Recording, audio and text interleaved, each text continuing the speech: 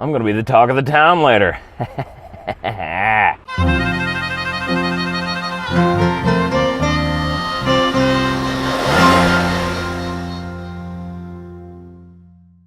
Ohio, here we come.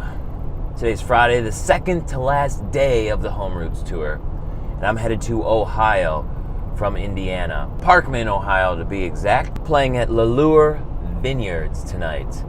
And the fastest way to get there is to go Interstate 90. But this stretch of Interstate 90 in Indiana has a ton of tolls. So I looked up how much it would actually cost to take 90 the whole way to Cleveland and then, shoot a little bit southeast of Cleveland to get to Parkman. And it would take $40. So what I decided to do was avoid taking the toll route, since I can buy a tank and a half of gas for $40. It just doesn't make sense to do that since I'm not in any huge hurry. So I'm taking Route 30 this morning, pretty much the whole way there. It's okay. It's all right. It's an all right road. Some places it needs a little work, but lots of gas stations. That's always a good thing.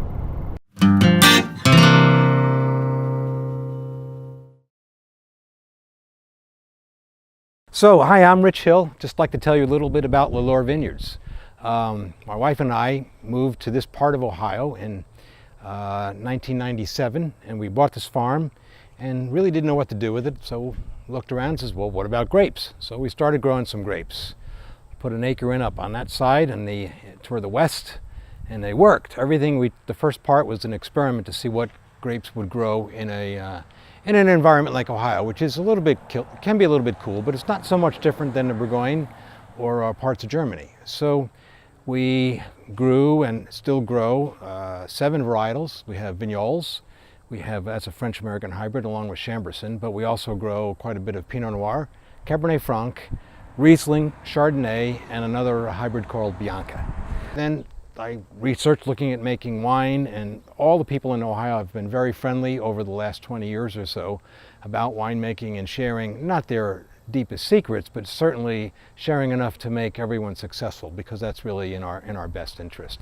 So what you're looking at right here is this is our Chardonnay, and in the back right now, this is past veraison. It's now almost mid-September, and so we are almost ready to pick the Pinot Noir, and everything else has to be netted because we have some fierce starlings around here, and they can come in and take out a vineyard in just overnight. It can be incredibly disheartening, so we've learned really to use our nets wisely. I'll tell you a few more things about the winery. A lot of people ask about the name, Laleure.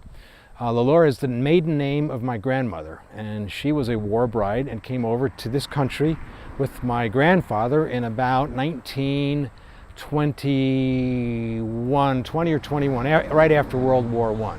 So from there, I used the name. My grandmother lived with us a few years towards the end of her life when she was like between 96 and 98.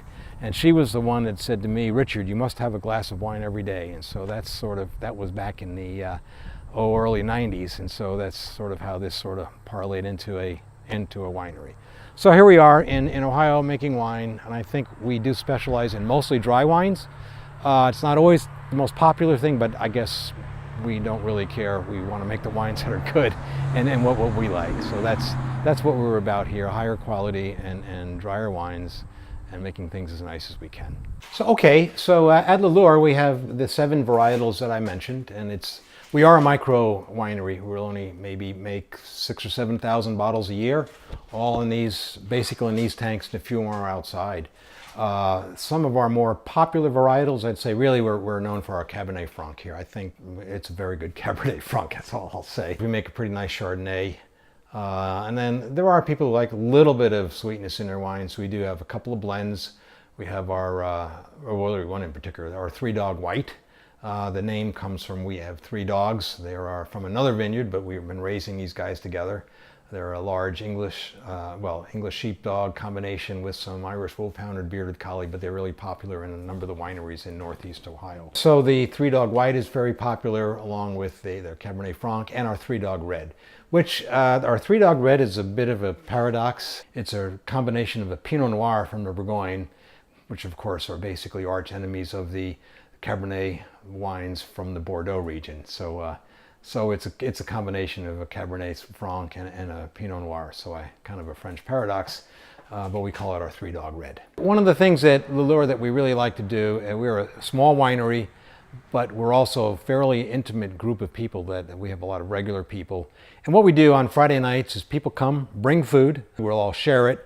And if you've never met anybody at this winery before, you probably won't be here 5 minutes before you've met 3 or 4 people, because people will come up to you, and that's simply what we do here.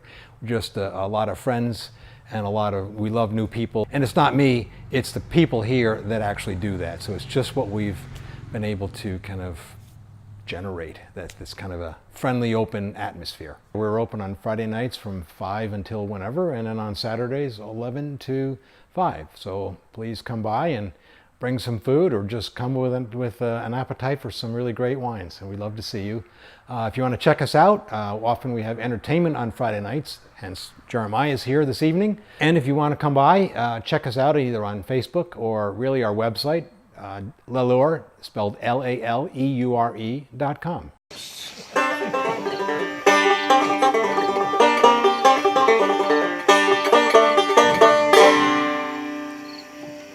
When I finally came to, I was far from the wreck of the grove. I was at the crematorium with a man running the stove. When I reached out to grab the man whose work kept him so trim, but when my hand met his shoulder, well, I just passed right through him. Then I noticed the guest list as I began to turn, and the ring in the dust where they had placed the urn.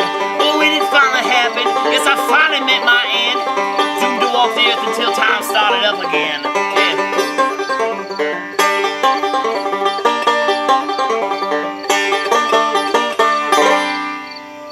Well, I made my way home to give one last goodbye when I heard a cry of terror from the old Stanley place walking by. Now they say that place is haunted, and they say it kinda soft. Careful so the spirits, they don't move from loft to loft. Seeing as I could go unnoticed, I thought I would check in, since those old Stanley folks had been as close as kin. But when I walked in, could not believe what I had saw.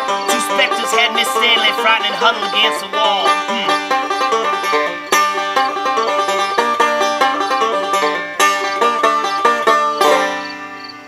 They were 2 spirits of thieves who died in jail and buried in the cemetery when winter's air got stale.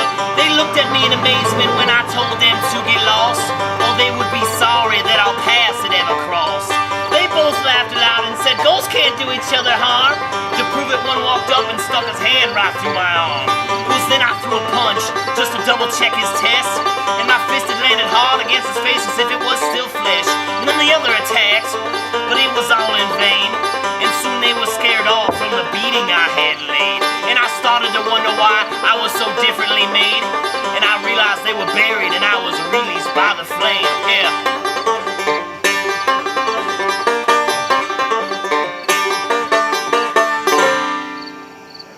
So there must be something special about a fire after death, instead of wasting good space for an eternity's rest. So if you're some lonely dirt muncher hunting those who can't defend, know that I'm the ghost ghosts fear the most, and you best not test the trend. Ha!